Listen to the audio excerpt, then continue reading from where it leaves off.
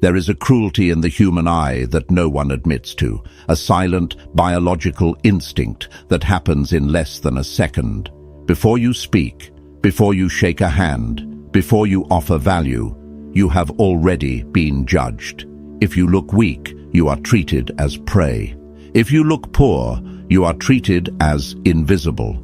It does not matter how brilliant your mind is. It does not matter how pure your heart is.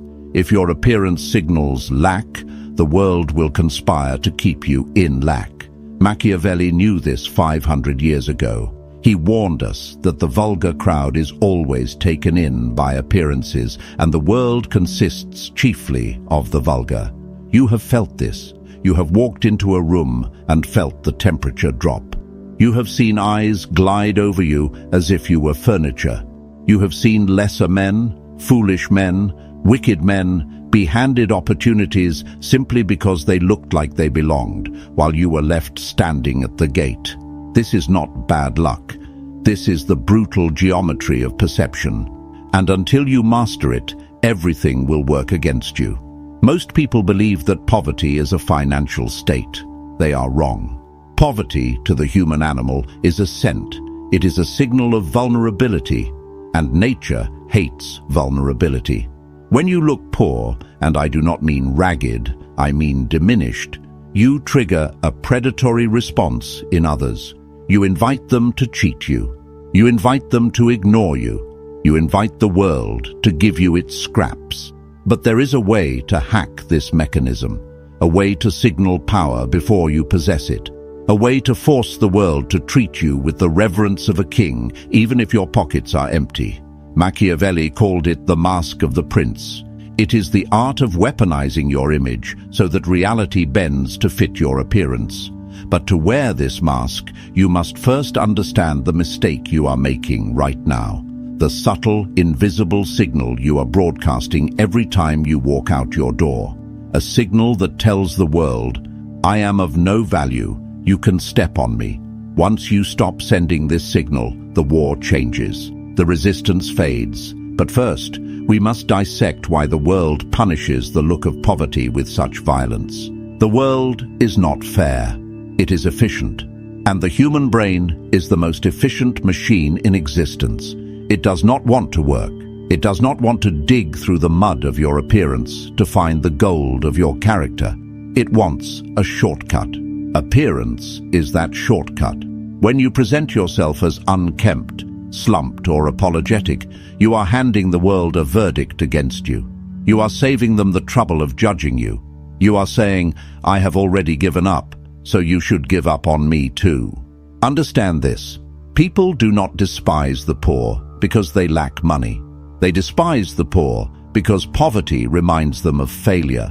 It reminds them of impotence. It is a contagion. When a man looks poor, he looks contagious, not with disease, but with bad fortune. And humans, superstitious creatures that they are, flee from bad fortune. Machiavelli observed that men judge generally more by the eye than by the hand, for everyone can see you, but very few have to feel who you are. Everyone sees what you appear to be. Few feel what you are. Think of the last time you saw a man in a stained shirt, shoulders hunched, eyes downcast. Did you wonder about his philosophy? Did you wonder if he was a genius poet? No, you labeled him loser, broken, a void. You did it instantly. You did it without malice. You did it to save energy. Now imagine that man is you, because often it is. We tell ourselves lies to sleep at night. We say, I am authentic. I don't care what people think. I dress for comfort. This is the language of the victim. Comfort is the enemy of power. Authenticity without authority is just noise. When you look poor, everything works against you because you have stripped yourself of armor. You have walked onto a battlefield naked. And in war, the naked are not pitied. They are slaughtered. Consider the horn effect. It is the dark twin of the halo effect. If one trait is negative, your shoes are cracked, your posture is collapsing. The mind assumes all your traits are negative. They assume you are lazy. They assume you are stupid. They assume you are dishonest. Why? Because discipline is visible. If you cannot govern your own appearance, why would anyone believe you can govern a business? If you cannot maintain the fabric on your back, why would anyone trust you with a contract? The visual is the proof of the internal, or at least that is how the world sees it. To neglect your image is to slander your own soul. You are telling a lie about yourself. You are telling the world you are worthless when you are not. And the world, being cruel and literal, believes you. There is a dark paradox in the movement of resources. Money flows to those who look like they do not need it. Go to a bank. Ask for a loan dressed in desperation. Smell like need. Let your voice tremble with the reality of your poverty. What happens? The vault closes. The interest rates skyrocket. You are a risk. Now take a man who needs the money just as badly. But he enters in a tailored suit. His grooming is sharp. His watch catches the light. He speaks slowly, with the boredom of a man who has options. He does not ask. He proposes. The vault opens. The terms are generous. Why? Because he signaled abundance. Humans follow the law of association. We associate wealth with capability. We associate poverty with incompetence. If you look like you need help, you will rarely get it. If you look like you can provide help, the world throws resources at your feet. This is why the fake it till you make it ethos is not merely vanity, it is survival strategy. It is Machiavellian pragmatism. To look poor is to signal cost. To look rich is to signal investment. Nobody wants to pay a cost. Everyone wants to make an investment. When you walk into a negotiation looking diminished, you are asking for charity. And charity is a cold, hard crumb given with contempt. But when you walk in looking formidable, you are offering an alliance. You must understand that people are terrified of being associated with failure. If they hire a man who looks sloppy and that man fails, they look like fools. I should have known, they will say. Look at him. But if they hire a man who looks impeccable and he fails, they are forgiven. He looked the part, they will say. He fooled us all. Your appearance is an insurance policy for the decision makers. By looking the part, you lower the risk for others to bet on you. If you refuse to play this game, you are not being real. You are being arrogant. You are assuming the world owes you its time to discover your hidden value. The world owes you nothing. It is your duty to excavate your own value and paint it in gold so that even the blind can see it. Machiavelli advised the prince to be a great simulator and dissimulator, to hide his true nature if it was disadvantageous, and to project the nature that was required. If you are hungry, you must look full. If you are anxious, you must look bored. If you are poor, you must look like you are merely traveling incognito. Because the moment they smell the blood of your need, the sharks begin to circle. Let us go darker. Let us look at the animal brain. Dominance hierarchies are not social constructs. They are biological imperatives. Lobsters, wolves, chimpanzees, and humans, we all scan for status. What happens when a wolf sees a sheep that is limping? Does it feel empathy? Does it think, poor creature, let me help it? No. The limp triggers the kill instinct. Human society is a sanitized version of this dynamic. We do not tear throats with our teeth. We tear them with lawsuits, with ridicule, with exclusion, with lowball offers. When you look poor, you are limping. You are signaling that you have no allies. You are signaling that you have no resources to defend yourself. You are signaling that if someone harms you, no one will come to avenge you. This is why the poor are over-policed, overcharged, and underserved. They are low-risk targets. If a merchant cheats a man in a bespoke suit, he fears retribution. He fears that man has lawyers. He fears that man has powerful friends. He fears that man can destroy his reputation with a whisper. If a merchant cheats a man in rags, he fears nothing. Who will listen to the ragged man? Who cares? By looking poor, you strip away your deterrence. You make yourself safe to exploit. I have seen men of great intellect destroyed because they did not understand this. They thought their work would protect them. They thought their loyalty would protect them. But they dressed like servants, so they were treated like servants. And when the budget cuts came, when the scapegoat was needed, the finger pointed to the man who looked like he couldn't fight back. Appearance is armor. It is a psychological force field that makes predators hesitate. Hesitation is all you need. In that split second of hesitation, where they wonder, who is this man? Is he dangerous? Is he important? In that second you win. You dictate the frame, but if there is no hesitation, if they look at you and instantly see a victim, the attack is inevitable. You might argue that this is unfair. You might argue that we should live in a world where character is king. You can argue with gravity as you fall from a cliff. It will not save you. Machiavelli did not write about the world as it should be. He wrote about the world as it is. And in the world as it is, the man who neglects his armor dies. Who told you that appearance doesn't matter? Who told you that vanity is a sin? Who told you that humble clothes are a sign of virtue? Usually, it is the people who want to keep you in your place. Or it is the people who have already given up.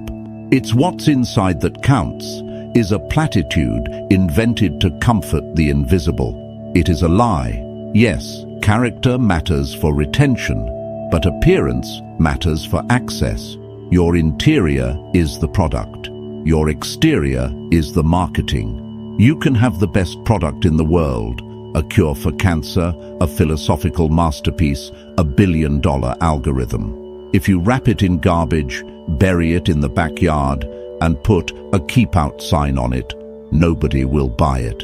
Marketing is not lying. Marketing is respect for the product. If you truly value your mind, if you truly value your soul, why would you house it in a temple that looks like a ruin? To dress poorly, to groom poorly, to carry yourself with the slouch of the defeated is an act of self-disrespect. And the world is a mirror. It reflects the respect you show yourself. If you treat yourself like a discount item, the world will bargain with you. If you treat yourself like a rare artifact, the world will refrain from touching you with dirty hands. There is a spiritual dimension to this. When you sharpen your appearance, you sharpen your mind. The discipline of the exterior bleeds into the interior.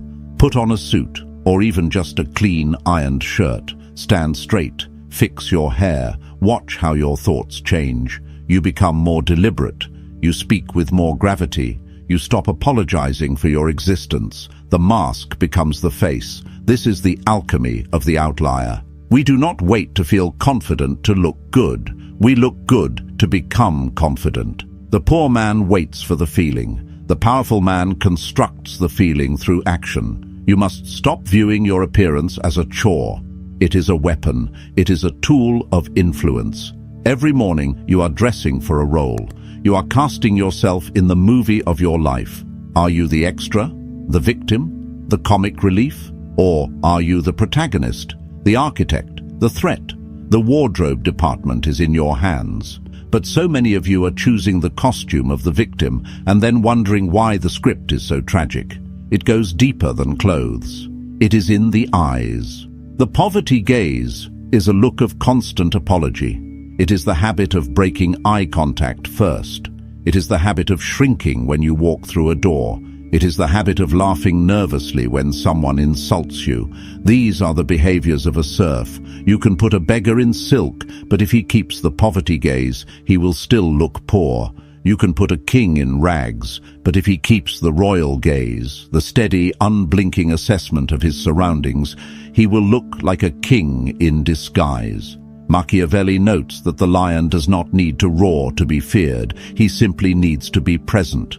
When you look poor, you are often hyperactive. You explain too much. You smile too much. You try to please. This is the behavior of scarcity. You are signaling that you need their approval to survive. Abundance is calm. power is still. When you are comfortable with silence, you signal wealth. When you are comfortable taking up space, you signal wealth. Everything works against the man who looks poor because his body language screams, "I am wrong, I shouldn't be here, please forgive me." And the world replies, "You are right, get out." To break this, you must train the body before you can convince the mind. You must move with the speed of a man who is not paid by the hour. You must hold the gaze of others until they feel the weight of your judgment, not the other way around. You must kill the surf inside you, because as long as that surf breathes, no amount of money will save you. You see lottery winners who go broke in 3 years? It is because they never killed the surf. They bought expensive things, but they wore them with the apology of a thief. They looked poor in a Ferrari, and the world stripped them of it. And this leads us to the loudest signal of poverty: noise. The poor man is noisy. He is noisy with his words, noisy with his movements, noisy with his complaints. He feels the need to fill every silence because silence makes him anxious. In silence, he fears he is being judged, so he babbles. He reveals his plans. He reveals his insecurities. He tells you about his debt, his ex-wife, his back pain. He gives you all the ammunition you need to destroy him, and he calls it being open. Power is silent. Look at the predator. The tiger does not announce its presence until it strikes. The CEO at the head of the table speaks the least. The Godfather whispers, "When you overtalk, you signal that your words have no value." You are inflating the supply, crashing the demand. To never look poor, you must master the art of the closed mouth. When you are silent, you become a blank canvas. People project their own fantasies onto you. They wonder, what is he thinking? Does he know something I don't? In that vacuum of information, they invent power for you. They assume you are judging them. And in their insecurity, they seek to impress you. This is the Machiavellian flip. By saying nothing, you force them to perform for you. But the moment you start complaining about the price of gas or how tired you are, the spell breaks. You become mortal. You become common. You become one of us. And you do not want to be one of us. You want to be one of them. The outlier. The exception. This extends to your digital presence. The man who posts everything, his lunch, his outrage, his every passing thought, looks spiritually impoverished. He looks desperate for validation. He is dancing for likes. The man who posts rarely but with intent, he looks like he has a life too rich to be captured on a screen. Scarcity creates value. Make your presence scarce. Make your words diamonds, rare, hard, and cutting. You might say, "I cannot afford a tailored suit. I cannot afford the trappings of wealth." This is a failure of imagination. Looking poor is rarely about the brand of your clothes. It is about the maintenance of your reality. A man in a cheap shirt that is crisp, white, and perfectly tucked looks wealthier than a man in a $1,000 designer hoodie that is stained and wrinkled. Discipline costs nothing. Polishing your shoes costs time, not money. Ironing your shirt costs effort, not money. Keeping your fingernails clean, your hair sharp, your body lean, these are investments of will. When you are unkempt, you signal chaos. You signal that you cannot control the entropy of your own life. And if you cannot control your own entropy, how can you control a business? How can you lead men? The wealthy look clean. That is the secret. It is a specific kind of hygiene that signals they are removed from the grime of the struggle. The poor look dusty. They look worn down by the friction of survival. You must scrub the dust off your avatar. It is in the details, the heels of your shoes, the collar of your jacket, the screen of your phone. Is it cracked? A cracked phone screen is a screaming siren of poverty. It says, "I broke this, and I lack the resources to fix it, so I live with broken things." Do not live with broken things. It damages your psyche. It tells your subconscious that you deserve brokenness. Fix it or hide it, but do not parade it. Machiavelli taught that the prince must appear compassionate, faithful, humane, upright, and religious. Notice the word appear. You must curate the artifacts of your life. If you drive a rusted car, park it around the corner. Walk the last block. Arrive on foot, standing tall. Control the narrative. This is not deceit. This is framing. A photographer frames a shot to exclude the garbage can on the side of the street. You are the director of your own image. Crop out the garbage. If you invite a potential ally to dinner, do not take them to a place you cannot afford and then sweat over the bill. That is the smell of poverty. Take them to a coffee shop. Buy 2 black coffees, but drink them with the leisure of kings. Focus on the conversation. Pay the $2 with a smile. It is better to be the master of a small domain than the servant of a large one. There is a final element to the look of poverty that is the hardest to accept: the company you keep. If you are surrounded by men who look defeated, who speak in the language of victimhood, who dress in the uniform of failure, you are painted with the same brush. You are the average of the 5 people you are seen with. If you walk into a room with a pack of hyenas, no one will mistake you for a lion. This is cruel, I know. You have friends you love, you have loyalty to your past. But if you want to rise, you must understand optics. When you are seen with the successful, the halo effect transfers to you. You borrow their credibility. This is why social climbers fight to be in the photo. They know that the image is the asset. You do not have to abandon your old friends, but you must compartmentalize. When you are on the battlefield of success, you must walk with other warriors. If you bring a jester to the war council, you will not be taken seriously. Machiavelli warned that a prince is judged by the quality of the ministers he keeps around him. If they are capable and faithful, he is considered wise. If they are fools, he is considered a fool. Audit your circle. Who makes you look like a leader? Who makes you look like a participant in a tragedy? Distance yourself from the visual drag. Because the world assumes that birds of a feather flock together. If your flock looks poor, you look poor. This requires a hardness of heart. But remember the objective. The objective is not to be nice. The objective is to be effective. To never look poor is to curate your entire ecosystem. Your clothes, your words, your body, your companions. It is a total war on perception.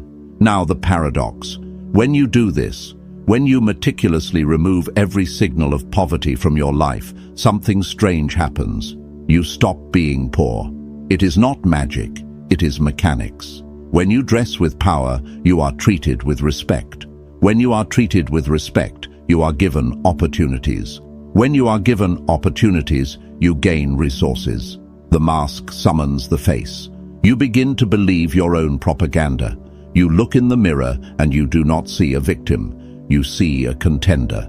And because you see a contender, you act like one. You take risks. You negotiate harder. You walk away from bad deals. You have hacked your own serotonin system. This is the ultimate secret. The fake exterior reconstructs the real interior. By refusing to look poor, you reject the identity of poverty. You reject the script that says you are destined to struggle. You declare, physically and visually, that you are destined for more. And the world, which is desperate for leadership, desperate for strength, desperate for anything that looks like a sure thing, the world bows. It opens the doors it kept locked. It smiles the smiles it withheld. Machiavelli was right.